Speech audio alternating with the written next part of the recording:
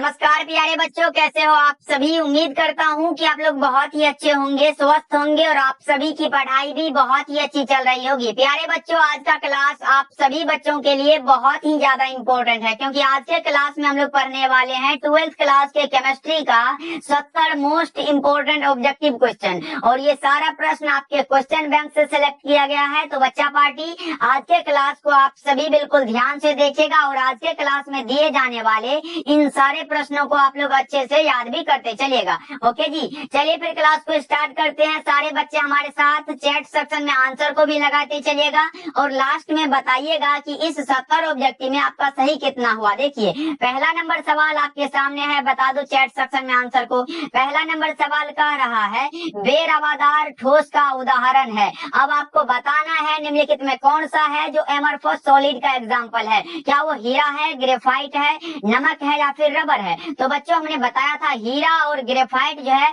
ये हमारा covalent crystal है और ये नमक जो है ये हमारा आयनिक क्रिस्टल है। तो ये सब कैसे होगा, यानी कि हीरा, ग्रेफाइट और नमक जो है ये हमारा क्रिस्टल है, लेकिन रबर जो है ये नॉन क्रिस्टलाइन सॉलिड यानी कि अक्रिस्टलीय ठोस का उदाहरण है। इसीलिए हम कहेंगे कि बेरवादार ठोस का जो उदाहरण है वो हमारा रबर हो जाएगा। करेक्ट आंसर है, याद रखिएगा आप लोग। चलो आगे बढ़ते हैं। दूसरा नंबर सवाल देखिए क्या कह रहा है। दूसरा नंबर सवाल कह रहा है घनाकार क्रिस्टल में ब्रेविस जालकों की संख्या कितनी होती है। बच्चों, हमने पहले भी बताया है आपको कि अगर घनाकार क्रिस्टल में ब्रेविस जालकों की संख्या पूछे तो 3 लगाना, अगर सिर्फ ब्रेविस जालकों की संख्या पूछे तो 14 लगाना, और अगर पूछे मूल क्रिस्टल तंत्रों की संख्या कितनी होती है तो 7 लगाना। ये हमने पहले भी बता चुका है, इसीलिए करेक्ट आंसर जो होगा वो ऑप्शन नंबर ए हो जाएगा, क्योंकि घनाकार क्रिस्टल में ब्रेविस जालकों की संख्या पूछा गया। चलिए अगला प्रश्न देखिए। तीसरा नंबर सवाल कर रहा है घोलक के 1 kg में उपस्थित घोल्य के मोलों की संख्या को क्या कहते हैं। घोलक के 1 kg में उपस्थित घोल्य के मोलों की संख्या को मोललता कहते हैं। भाई क्या कहते हैं, मोललता कहते हैं, जो कि ताप से जो है ये बिल्कुल स्वतंत्र होता है। याद रखिएगा,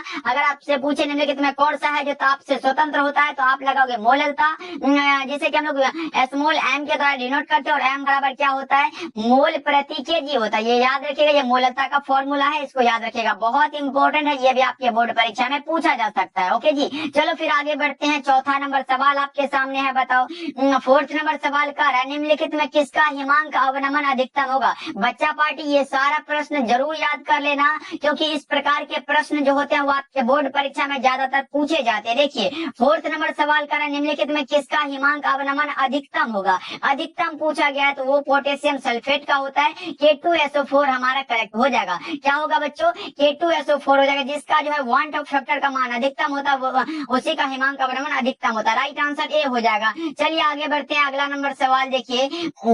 पांचवा नंबर सवाल का सुक्रोज का सूत्र क्या होता है। बहुत ही आसान सा प्रश्न है। सुक्रोज का जो सूत्र होता है वो होता है C12H22 होता है और O11 होता है। यही तो सुक्रोज का सूत्र है। देख लो कि ऑप्शन नंबर दिया गया, ऑप्शन नंबर बी हमारा बिल्कुल सही आंसर है। याद रखिएगा बच्चों, 5 का correct answer option number B हो जाएगा। याद रखिएगा। ओके जी, चलो सुक्रोज होता है ये एक डाइसेकेराइड होता है जो ग्लूकोज और फ्रक्टोज से मिलकर बना होता है। याद रखिएगा आप लोग। चलिए 6 नंबर सवाल की ओर बढ़ते हैं। 6 नंबर सवाल हमारे सामने है, बताओ अमोनिया आर्द्र लाल लिटमस पत्र को किस रंग में बदल देता है। अब आपको बताना है अमोनिया आर्द्र लाल लिटमस पत्र को किस रंग में बदल देता है। बता दो बच्चा पार्टी। 6 का करेक्ट आंसर, अमोनिया जो होता है ये क्षारीय होता है और ये लाल लिटमस पत्र को नीले रंग में बदल देता है। Correct answer option number A हो जाएगा। 6 का बच्चों ऑप्शन नंबर ए को लगाना। चलिए 7 नंबर सवाल देखिए, फटाफट से चैट सेक्शन में आंसर को आप लोग लगाते चलिए। मानव शरीर नहीं उत्पन्न करता है, ये तो हमने बता चुका है कि विटामिन जो है ये हम भोजन के द्वारा प्राप्त करते हैं, बाहरी पदार्थ को खा के प्राप्त करते हैं, इसलिए विटामिन जो है ये हमारा शरीर खुद उत्पन्न नहीं करता है, इसे हमें लेना पड़ता है। इसीलिए करेक्ट आंसर जो होगा वो ऑप्शन नंबर सी हो जाएगा। चलो 8 नंबर सवाल की ओर बढ़ते हैं। 8 नंबर सवाल है बच्चों, अगर चैनल पे पहली बार जुड़ रहे हो तो आप लोग अपना अगर अच्छी तैयारी करना चाहते हो तो आप हमारे साथ जुड़ भी सकते हो। डेली क्लास का टाइम शाम के 7 बजे होता है और शाम के 8 बजे भी क्लास होता है। देखो, जिस जीव के कारण रोग उत्पन्न होता है उसे हम लोग पैथोजन कहते हैं। क्या कहते हैं बच्चा पार्टी, पैथोजन कहते हैं। याद रखिएगा, ये भी प्रश्न आपके बोर्ड एग्जाम के लिए इंपॉर्टेंट है। चलिए 9 नंबर सवाल की ओर बढ़ते हैं। ये रहा आपके सामने प्रश्न, बता दो निम्नलिखित में कौन ब्रॉड स्पेक्ट्रम एंटीबायोटिक नहीं है। अब आपको बताना है निम्नलिखित में कौन सा है जो ब्रॉड स्पेक्ट्रम एंटीबायोटिक नहीं है, तो वो हमारा पेनिसिलिन है, जो कि नहीं होता है। ऑप्शन सी करेक्ट आंसर है। 9 का क्या लगाओगे बच्चों, ऑप्शन सी करेक्ट हो जाएगा। चलो आगे बढ़ते हैं। 10 नंबर सवाल देखिए क्या कर रहा है। 10 नंबर सवाल आपके सामने, बताओ संक्रमण तत्वों को और भी नाम से जाना जाता है। निम्नलिखित में कौन सा है जो संक्रमण तत्व का एक दूसरा रूप है, तो वो हमारा डी ब्लॉक एलिमेंट्स होता है। डी ब्लॉक एलिमेंट्स को लोग ट्रांजिशन एलिमेंट्स भी कहते हैं। यहाँ पे देख लो, ट्रांजिशन एलिमेंट्स भी इसको कहा जाता है। इसीलिए correct answer option number D हो जाएगा। बच्चा पार्टी इंग्लिश मीडियम और हिंदी मीडियम दोनों में दिया गया है। अच्छे से देखो, अगर आप इंग्लिश मीडियम के हो तो नीचे वाले को पढ़ो, अगर आप हिंदी मीडियम से हो तो ऊपर वाला तो मैं बता भी रहा हूँ। चलो फिर 11 नंबर सवाल देखिए क्या कर रहा है। 11 नंबर सवाल कर रहा है कि आयनीकरण का सिद्धांत किसके द्वारा दिया गया, बताओ आयनीकरण का सिद्धांत जो ये किसने दिया, बताओ बच्चा पार्टी। तो बस इतना याद रखिएगा, आ से आयनीकरण और आ से आर्हेनियस। साहब ने ऑप्शन नंबर बी बिल्कुल सही आंसर है। आयनीकरण का सिद्धांत आर्हेनियस के द्वारा दिया गया बच्चों, ऑप्शन नंबर बी आपका सही आंसर है। याद रखना आप सब। चलो आगे बढ़ते हैं। 12 नंबर सवाल देखिए क्या कर रहा है। निम्नलिखित में कौन विलयन में विद्युत का संचालन करते हैं, बताओ जी निम्नलिखित में कौन सा है जो विलयन में विद्युत का संचालन करते हैं, बताओ बच्चा पार्टी। तो वो हो जाता है वैद्युत अपघट्य। ऑप्शन नंबर ए हमारा क्या होगा बच्चों, सही आंसर हो जाएगा। वैसा पदार्थ जो पानी में घुलकर आयनों में डिसोसिएट हो जाता है उसे क्या कहते हैं, वैद्युत अपघट्य कहते हैं, और वो विद्युत का संचालन करते हैं। याद रखिएगा, ऑप्शन ए करेक्ट हो जाएगा। चलिए 13 नंबर सवाल हमारे सामने ऐसा प्रश्न है, अपोलो मिशन में प्रयुक्त कौन सा सेल होता है, वो होता है बेकन सेल हुआ था। कौन सा बच्चा party, Bacon cell. Option number D correct हो जाएगा, जिसमें कि H2 और O2 उसमें मिला हुआ था, जो कि प्रदूषण मुक्त होता है। चलिए आगे बढ़ते हैं। अगला नंबर सवाल हमारे सामने है, बताओ 14 नंबर सवाल का अपोलो मिशन में प्रयुक्त फ्यूल सेल कौन सा था, तो अभी तो हमने बताया H2 और O2 था, यानी कि हाइड्रोजन और ऑक्सीजन था। Correct answer option number B हो जाएगा, जो कि ये क्या होता है, ये प्रदूषण मुक्त होता है। चलिए फिर आगे बढ़ते हैं। 15 नंबर सवाल हमारे सामने है, बताओ 15 नंबर सवाल का गैल्वेनिक सेल में एनोड जो होता है वो क्या होता है, वो ऋणात्मक इलेक्ट्रोड होता है। क्या होता है बच्चा पार्टी, ऋणात्मक इलेक्ट्रोड होता है। 15 का सही जवाब जो होगा वो ऑप्शन ए हो जाएगा। याद रखिएगा, और अगर कैथोड की बात हो तो वो धनात्मक इलेक्ट्रोड होता है। चलिए फिर आगे बढ़ते हैं। 16 नंबर सवाल का देखिए, निम्नलिखित में कौन अनुसंख्यक गुणधर्म है पूछा गया बच्चा पार्टी। देखो विलयन का अनुसंख्यक गुणधर्म वह है जो विलयन में उपस्थित विलय के कणों की संख्या पर निर्भर करता है। बताओ, हमने एग्जाम्पल भी बताया था, कौन सा, क्वथनांक का उन्नयन, हिमांक का अवनमन, प्रसरणी दाब और वाष्प दाब का अपेक्षिक अवनमन। ये 4 एग्जाम्पल हमने बताया था, और ये 4 ही होता है। तो बता दो कौन सा, तो प्रसरण दाब हमारा करेक्ट हो जाएगा, जो कि पूछा गया अनुसंख्यक गुणधर्म है, यानी कि कॉलिगेटिव प्रॉपर्टीज पूछा गया, इसलिए करेक्ट आंसर डी हो जाएगा। याद रखना आप सब। चलो 17 नंबर सवाल देखिए बच्चा पार्टी क्या कर रहा है, पहाड़ों पर जल का क्वथनांक कम हो जाता है क्योंकि वहां पर वायुमंडलीय दाब जो है वो कम होता है। करेक्ट आंसर आपका क्या होगा बच्चों, ऑप्शन ए करेक्ट हो जाएगा। याद रखिएगा, क्या बोलते हैं, atmospheric pressure is low. Option number A correct हो जाएगा। याद रखिएगा, बहुत ही इंपॉर्टेंट प्रश्न है। चलो आगे बढ़ते हैं। अगला प्रश्न देखिए 18 नंबर सवाल हमारे सामने है, बताओ 18 नंबर सवाल कर रहा है, निम्नलिखित में से कौन कार्बोहाइड्रेट प्रकृति में प्रचुर मात्रा में पाया जाता है। बताओ कौन सा कार्बोहाइड्रेट है जो प्रकृति में प्रचुर मात्रा में पाया जाता है, तो सेल्यूलोज होता है। क्या होता है बच्चा पार्टी, सेल्यूलोज होता है। याद रखना, ऑप्शन डी करेक्ट हो जाएगा। बच्चों क्लास को एक बार लाइक करते चलिएगा सभी बच्चे, आप लोग लाइक करने के लिए भूल जाते हो बच्चा पार्टी, इसलिए सभी बच्चे एक बार लाइक वाले बटन को दबा दो। ओके जो, चलो आगे बढ़ते हैं। अगला नंबर सवाल हमारे सामने है, बता दो। अगला नंबर सवाल देखिए, ब्यूना एस में एस का अर्थ क्या होता है, बता दो बच्चों क्या होगा। ब्यूना एस में एस का जो अर्थ होता है वो क्या होता है बच्चों, वो स्टायरीन होता है। क्या होता है, स्टायरीन होता है। Correct answer option number C हो जाएगा। 19 का सी लगाना। ओके जी, चलो स्टायरीन और ब्यूटाडाइन से ये बना होता है, इसलिए करेक्ट आंसर सी हो जाएगा। आज जो है बच्चा पार्टी तबियत बहुत ही डाउन है, फिर भी हम सोचे कि बच्चा पार्टी को क्लास तो देना पड़ेगा, इसलिए आवाज जो है थोड़ा भारी लग रहा होगा, लेकिन कोई बात नहीं, हम 70 ऑब्जेक्टिव जरूर करेंगे। चलिए 20 नंबर सवाल देखिए बच्चों क्या कह रहा है। 20 नंबर सवाल कह रहा है, निम्नलिखित में कौन योगशील बहुलक है। बताओ निम्नलिखित निम्नलिखित में कौन सा है जो योगशील बहुलक होता है, वो होता है उच्च घनत्व वाले पॉलीथीन। राइट आंसर सी हो जाएगा, ध्यान में रखना आप सब। चलो 21 नंबर सवाल देखिए क्या कह रहा है। 21 नंबर सवाल है, किसी पदार्थ की अभिक्रिया की दर निर्भर करती है किस पर? बताओ, किसी पदार्थ की अभिक्रिया की दर जो निर्भर करती है वो किस पर निर्भर करती है, आपसे पूछा गया है। तो सक्रिय मात्रा पर निर्भर करती है। करेक्ट आंसर क्या होगा? ऑप्शन नंबर डी हो जाएगा। 22 नंबर सवाल देखिए बच्चों, 22 नंबर सवाल देखिए आपके सामने है, किसी रासायनिक अभिक्रिया का वेग स्थिरांक निम्नलिखित में किस पर निर्भर करता है? तो टेम्परेचर यानी कि ताप पर निर्भर करता है बच्चों। ऑप्शन नंबर ए आपका सही आंसर है, याद रखना आप सब। चलो 23 नंबर सवाल हमारे सामने है, बताओ किस कोटि की अभिक्रिया के लिए वेग तथा वेग स्थिरांक की इकाई समान होती है? तो बच्चों हमने कई बार बता चुका है कि शून्य कोटि की अभिक्रिया की दर निश्चित होती है, इसीलिए हम लगाएंगे जीरो ऑर्डर रिएक्शन शून्य कोटि की अभिक्रिया। और बच्चों यहाँ तक आ गए हैं तो मैं बता दूं, शून्य कोटि की अभिक्रिया और प्रथम कोटि की अभिक्रिया जो है ये 2 नंबर और 5 नंबर के लिए इंपॉर्टेंट होता है। इन दोनों को जो है सिद्ध कर लीजिएगा, और दोनों के लिए बूलियन व्यंजक जो निकालने के लिए बोल रहा है उसको भी आप लोग सिद्ध करके रखिएगा, क्योंकि ये 5 नंबर में दोनों में से कोई आ सकता है, याद रखना आप सब। चलो 24 नंबर सवाल देखिए क्या कह रहा है। 24 नंबर सवाल है, प्रथम कोटि की अभिक्रिया के लिए, हाँ ये भी इंपॉर्टेंट होता है 5 नंबर के लिए, कि प्रथम कोटि की अभिक्रिया के लिए हाफ लाइफ को सिद्ध कीजिए, यानी कि T1/2 जो होता है इसको सिद्ध करना है। इसको सिद्ध करने के लिए 5 नंबर दिया जाता है आपको, इसलिए इसको भी निकाल के रखिएगा। देखिए ये पूछा गया प्रथम कोटि की अभिक्रिया के लिए हाफ लाइफ कितना होता है? 0.693 क्या होता है? ऑप्शन बी हमारा राइट आंसर है। चलो आगे बढ़ते हैं।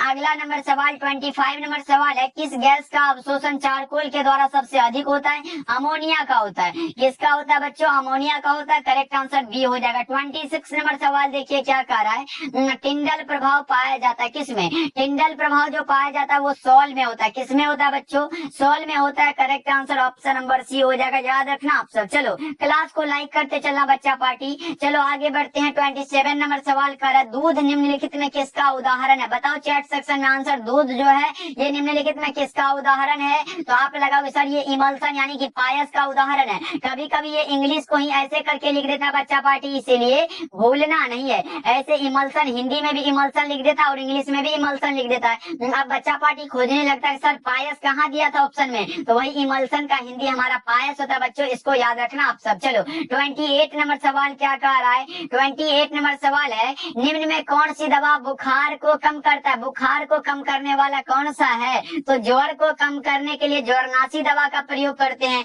देख लो एंटीपायरेटिक हमारा सही हो जाएगा। क्या होगा बच्चा पार्टी? एंटीपायरेटिक, जो कि बुखार को कम करने के लिए उपयोग की जाती है। करेक्ट आंसर सी हो जाएगा। अगर बात हो एनाल्जेसिक, ये एनाल्जेसिक जो है ये दर्द को निवारण करता है, यानी कि दर्द निवारक दवा है। और ये एंटीबायोटिक जो होता है ये बैक्टीरिया के संक्रमण का इलाज करती है। और ये ट्रैंक्विलाइजर यानी कि आप कह सकते हो चिंता और मानसिक तनाव को ये कम करता है। तो इसको भी आप लोग याद रखिएगा। और अभी का जो सही जवाब होगा वो ऑप्शन सी यानी कि एंटीपायरेटिक हो जाएगा। चलो फिर 29 नंबर सवाल को देखते हैं। 29 नंबर सवाल है कि पैरासीटामोल क्या हो? बताओ बच्चा पार्टी, पैरासीटामोल जो है ये क्या है? सभी बच्चे लगा दो चैट सेक्शन में आंसर को, तो मैं बता दूं पैरासीटामोल जो होता है ये बुखार को भी कम करता है, आपको पता होगा। तो बता दो दर्द और बुखार दोनों को कम करता है, तो पीराहारी हम कह सकते हैं। ऑप्शन ए करेक्ट हो जाएगा। चलो आगे बढ़ते हैं। 30 नंबर सवाल हमारे सामने है, बताओ 30 नंबर सवाल है, दूध में मिलने वाली प्रोटीन का उदाहरण कौन सा? दूध से मिलने वाली प्रोटीन का जो उदाहरण है वो कैसीन होता है। क्या होता है बच्चों? कैसीन होता है। राइट आंसर ए हो जाएगा, याद रखना आप सब। चलो 31 नंबर सवाल देखिए क्या करा बच्चों। इन सारे प्रश्नों को जरूर याद कर लेना भाई, क्वेश्चन बैंक से लाया हूँ, चुन के लाया हूँ, जो आपके बोर्ड परीक्षा में देखा गया, बार बार पूछे जाते। देखिए 31 नंबर सवाल है, हाइड्राजीन एक दवा है जिसका उपयोग निम्नलिखित में किसके इलाज में होता है? तो हाइड्राजीन का जो उपयोग होता है वो ट्यूबरकुलोसिस में होता है। करेक्ट आंसर क्या होगा बच्चों? ऑप्शन नंबर डी हो जाएगा, याद रखना आप सब। चलो आगे बढ़ते हैं। 32 नंबर सवाल देखिए, निम्नलिखित में कौन प्रति ऑक्सीकारक है? अब आपको बताना है which of the following is an antioxidant होता है। कौन सा होता है बच्चा पार्टी? लेसिथिन भी है, सिट्रिक अम्ल भी है, विटामिन ई भी है।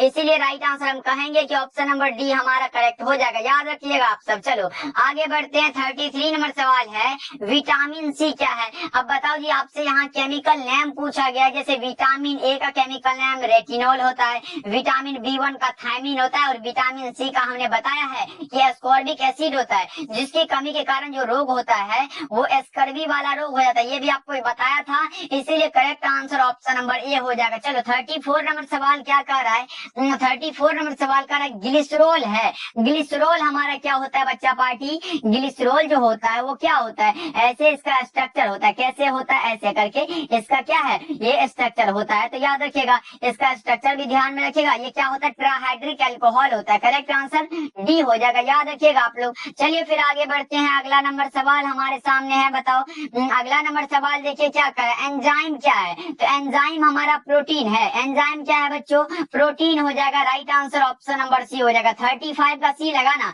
चलो 70 का आधा हो चुका है, आधा और भी प्रश्न बचा हुआ है, अच्छे से लगाते चलो आंसर को।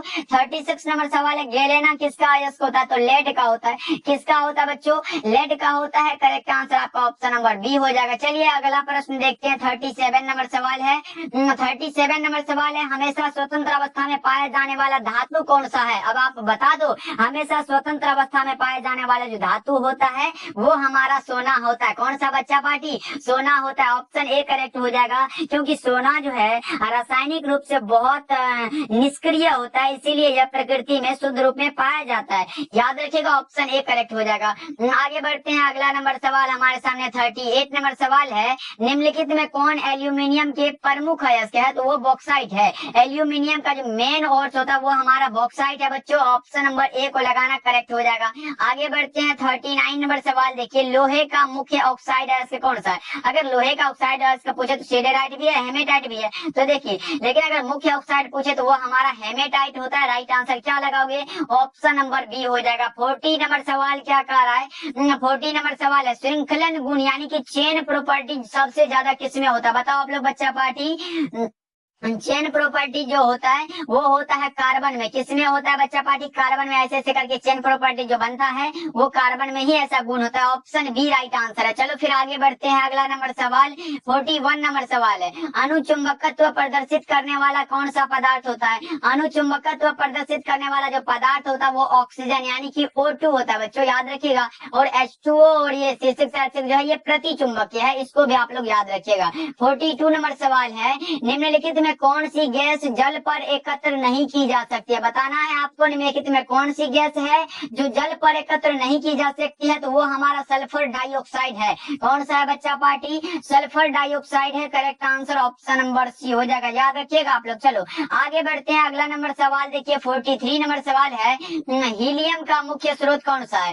हीलियम का अगर स्रोत की बात हो वो मोनाजाइट होता है। एक बार पूछा गया हीलियम का संकेत क्या होता है, तो वो होता है He बच्चों, ये भी आया था। और चीन का भी पूछा था तो वो SN होता है। ये सब संकेत वाला आपको याद रखना है, आप लोग 9th में भी पढ़े हो, 10th में भी, इसलिए इसमें घबराने की बात नहीं है। अच्छे से इसको एक बार देख लीजिएगा, क्योंकि अब की बार हो सके आ जाए आपके बोर्ड एग्जाम में। चलिए 44 नंबर सवाल क्या कह रहा है देखिए, 44 नंबर सवाल कह रहा है, प्रथम संक्रमण श्रेणी में उच्चतम ऑक्सीकरण अवस्था प्रदर्शित करने वाला जो तत्व होता है वो कौन सा होता है, वो मैग्नीज होता है। कौन सा होता है बच्चों, मैग्नीज होता है। Correct answer option number D हो जाएगा, जिसका ऑक्सीडेशन नंबर +7 के आसपास होता है। चलिए अगला प्रश्न देखिए, 45 नंबर सवाल है।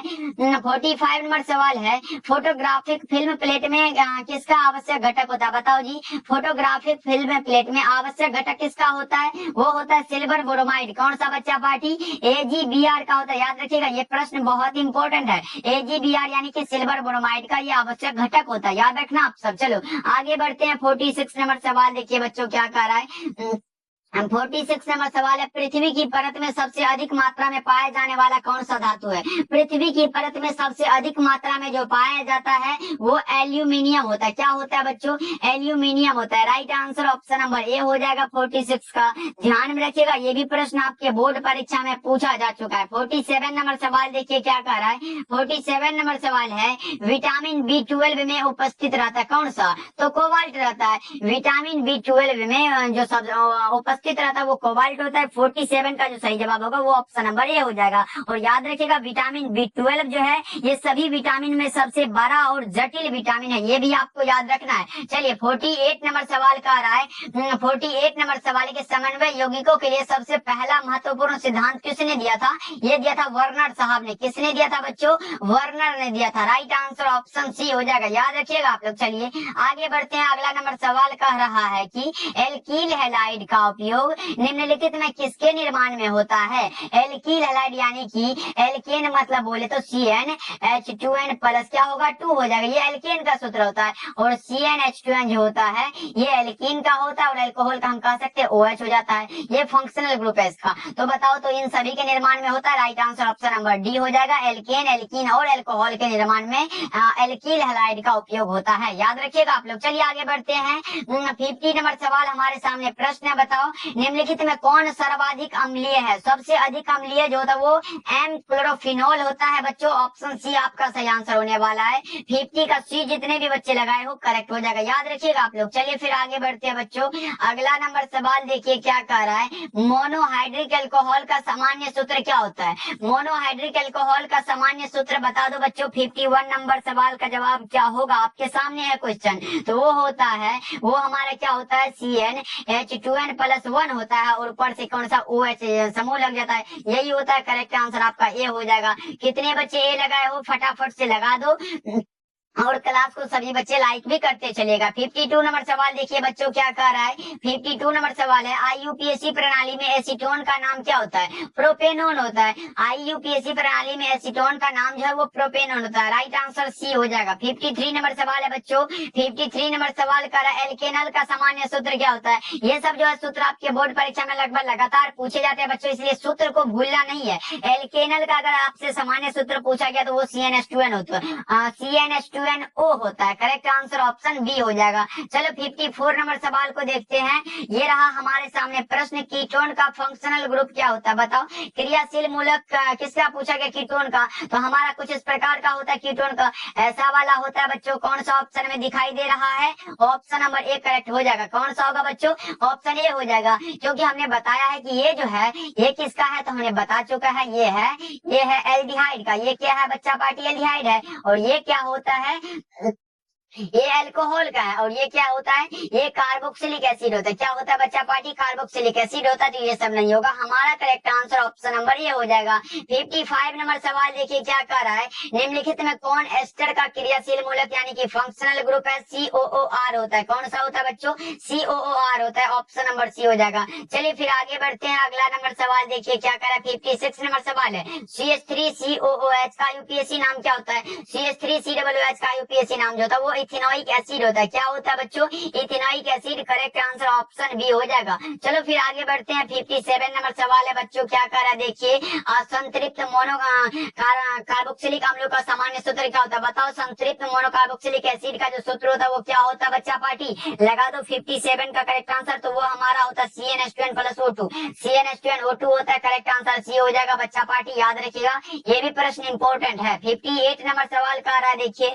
58 नंबर सवाल है, एसिटामाइड होता है। क्या होता है? एसिटामाइड जो होता है ये एक प्रकार का उभयधर्मी है। क्या होता है बच्चा पार्टी? उभयधर्मी है। करेक्ट आंसर सी हो जाएगा। चलो फिर आगे बढ़ते हैं। 59 नंबर सवाल हमारे सामने प्रस्तुत है, बताओ। 59 नंबर सवाल है, सेकेंडरी एमीन का क्रियाशील मूलक कैसे होता है? बताओ। सेकेंडरी एमीन यानी कि देखो, एमीन जैसे हमारा alcohol 1 degree 2 degree 3 degree alcohol होता है, उसी प्रकार जो है ये हमारा 1 डिग्री एमीन भी होता है। क्या होता है बच्चा पार्टी? 1 डिग्री एमीन होता है। 2 डिग्री क्या होता है? 2 डिग्री एमीन भी होता है। उसके बाद क्या होता है? 3 डिग्री एमीन भी होता है। ये हमने पहले भी बता चुका है, आज भी बता दे रहा हूँ।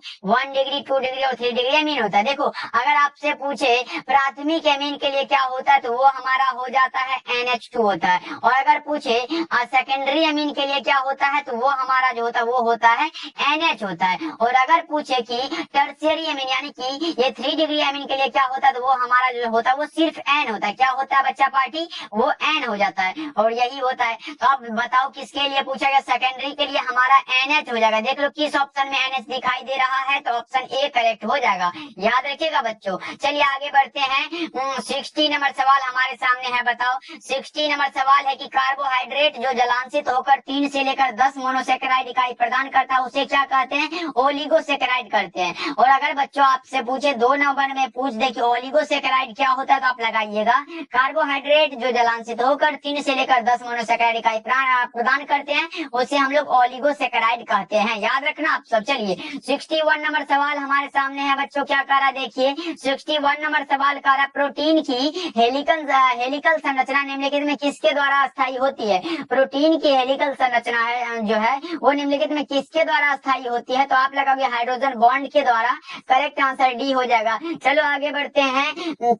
62 नंबर सवाल हमारे सामने है बच्चा, पार्टी लगा दो। अर्वाचीन आवर्त सारणी किसने बनाया। इसमें बहुत सारे बच्चे हैं जो गलत भी कर सकते हैं, अगर जिसको पता है वो सही भी करेंगे। डेबोनियर भाई नहीं, मेंडलीव भी नहीं होगा और मेंडल भी नहीं होगा, तो होगा कौन सा, तो आपको पता होगा ये जो बनाए थे वो बनाए थे मोसले साहब ने। किसने बच्चों, मोसले ने। तो करेक्ट आंसर हम लगाएंगे इनमें से कोई नहीं। चलो फिर आगे बढ़ते हैं। अगला नंबर सवाल देखिए 63 नंबर सवाल कर रहा है निम्नलिखित में कौन जो है क्षारीय भूमिज तत्व है। बताओ निम्नलिखित में कौन सा है जो क्षारीय भूमिज तत्व है। सोडियम हो जाएगा। अगर सोडियम का संकेत पूछे तो Na, ये आप लोग बचपन से जान रहे हो। चलिए 64 नंबर सवाल देखिए क्या कह रहा है। 64 नंबर सवाल है एवोगाड्रो संख्या बराबर क्या होता है। वो होता है 6.02 या फिर 22 होता है और गुणा में 10 पर पावर 23 होता है। 23 भी लिख सकते हो, 22 भी होता है, इसलिए correct answer option number B हो जाएगा। लेकिन मेनली जो होता है वो ये होता है। चलो फिर आगे बढ़ते हैं। 65 नंबर सवाल हमारे सामने है। बताओ बच्चा पार्टी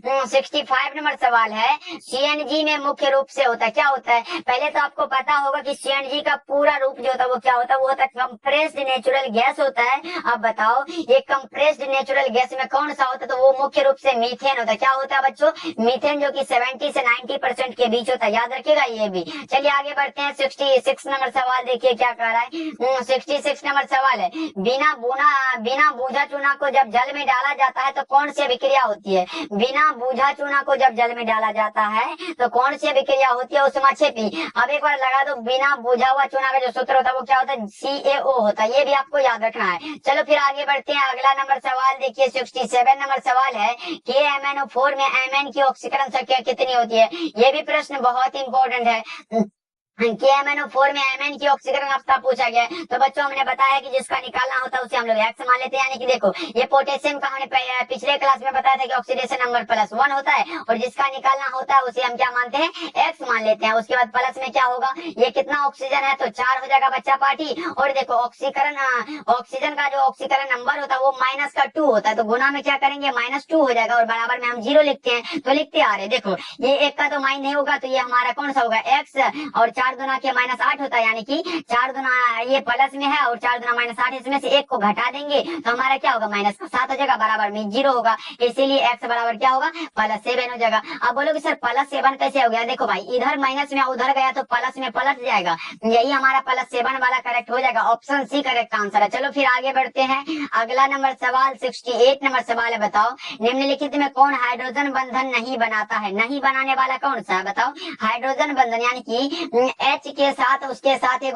फोन होना चाहिए। कौन सा बच्चा पार्टी, फोन होना चाहिए, कोई सा भी फोन हो। तो ऐसे करके हम बोल सकते हैं H के साथ F होना चाहिए, उसके बाद O होना चाहिए और उसके बाद कौन सा, तो N होना चाहिए। देखो N किस में, F किस में है तो HF लगा हुआ है, तो हम कह सकते हैं कि HF तो बनाएगा। उसके बाद O किस में है तो H2O में है, ये भी हमारा क्या बनाएगा, ये भी हाइड्रोजन बॉन्ड बनाएगा।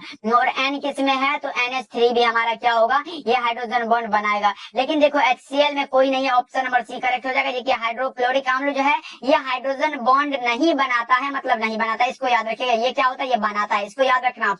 चलिए 69 नंबर सवाल देखिए क्या कर रहा है। 69 नंबर सवाल है रवादार ठोस कौन सा। क्रिस्टल पूछा गया निम्नलिखित में कौन सा है जो क्रिस्टलीय ठोस है, तो हम लगाएंगे कीड़ा, क्योंकि ये सहसंयोजक क्रिस्टल है। ऑप्शन ए करेक्ट हो जाएगा। कांच, रबर, प्लास्टिक ये सब आए तो ये आप अक्रिस्टल लगा देना। ओके जी। और ये डिफिनेशन को भी याद कर लीजिएगा, क्रिस्टलीय ठोस और अक्रिस्टलीय ठोस में अंतर भी पूछा जाता है आपके बोर्ड एग्जाम में। चलिए 70 नंबर सवाल को देखते हैं। हमारे सामने प्रश्न है कि एफसीसी जालक में कितने परमाणु होते हैं। एफसीसी जालक यानी कि face centred cubic unit cell में परमाणुओं की संख्या कितनी होती है। तो बच्चों हमने बताया था अगर एफसीसी जालक में अगर परमाणुओं की संख्या पूछे तो 4 लगाना, और अगर सीएन यानी कि कोऑर्डिनेशन नंबर पूछे तो 12 लगा देना। ये हमने पहले भी बताया था। अगर बीसीसी में परमाणुओं की संख्या पूछे तो परमाणुओं की संख्या यहाँ लिख देता हूँ। ये क्या होता है, अगर परमाणु पूछे तो वो हमारा 2 होता है, और बीसीसी में अगर कोऑर्डिनेशन नंबर पूछे तो वो हमारा क्या होता है, 8 होता है। ये हमने पहले भी बता चुका है। बीसीसी के लिए याद रखिएगा, बीसीसी में परमाणु संख्या 2 और कोऑर्डिनेशन नंबर कितना, 8 होता है और एफसीसी में परमाणु संख्या 4 और कोऑर्डिनेशन नंबर 12 होता है, इसीलिए हम लगेंगे एफसीसी अलग में 4 परमाणु होते हैं, अगर कोऑर्डिनेशन नंबर पूछा तो हम 12 लगा देते हैं। ओके जी, चलो बच्चा पार्टी क्लास समझ आया तो क्लास को एक बार सभी बच्चे लाइक कर दीजिएगा और बता दो एक बार की क्लास आपको कैसा लगा, ये कमेंट में आपका आना चाहिए। बच्चा पार्टी आप लोग कमेंट नहीं करते तो मजा नहीं आता है, इसलिए सारे बच्चे कमेंट करिएगा। आज थोड़ा तबियत जो है बहुत ही खराब था, फिर भी हमने चाहा कि आपके लिए क्लास लिया जाए। देख रहे हो उस एनर्जी में हम नहीं है जो कि जिस एनर्जी से हम डेली क्लास को स्टार्ट करते हैं। तो बच्चा पार्टी कोई बात नहीं, हमने आपको क्लास दिया, क्लास अगर अच्छा लगा हो तो लाइक जरूर करिएगा। ओके बच्चों, और अपने दोस्तों के पास भी शेयर कर दीजिएगा। मिलते हैं फिर अगले क्लास में।